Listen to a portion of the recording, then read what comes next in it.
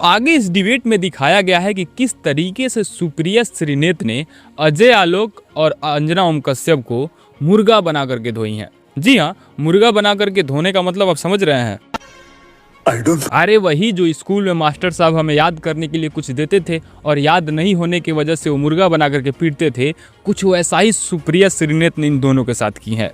जी हाँ, इस पूरे डिबेट में इन दोनों का केवल चमड़ा ही उधेड़ा गया है और जिस तरीके का ये लोग बात कर रहे हैं ऐसा लग रहा है कि इनको बात करना भी नहीं आता और सुप्रिया श्रीनेत बड़ी ही आसानी से इन दोनों को पटक रही हैं पूरे स्टूडियो में। तो मैं चाहूँगा कि सुप्रिया श्रीनेत और अंजना ओम कश्यप और अजय आलोक का वो डिबेट देखिए, फिर उसके बाद की बातें करेंगे सीधे लास्ट में। तो जी हाँ, ये था अंजना ओम कश्यप और अजय आलोक का भरपूर धुलाई, जिसमें सुप्रिया श्रीनेत ने बिना सांस लिए दोनों को पटक पटक के रेला है।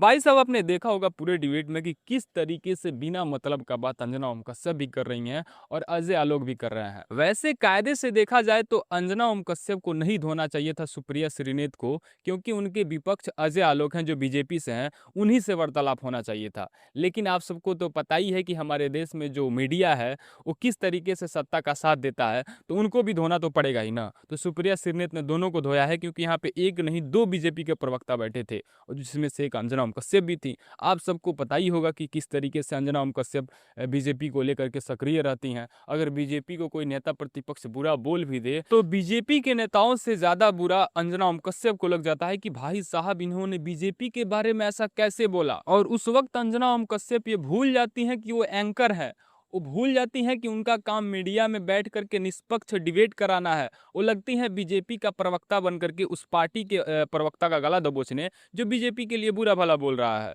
और ऐसा साफ दिखता भी है हर डिबेट पे। इतना ज़्यादा मिर्ची पता नहीं क्यों लगता है बीजेपी का, अगर कोई आलोचना करे मीडिया के सामने, ये आज तक पता नहीं चल पाया। लेकिन एक चीज़ तो क्लियर है कि सुप्रिया श्रीनेत ने जिस तरीके से अब धोना शुरू किया इन मीडिया वालों को, अब ऐसा लग रहा है कि कभी ना कभी ये लोग लाइन पे तो आएंगे। खैर, आपका क्या कहना है, अपना राय कमेंट बॉक्स में जरूर बताइएगा।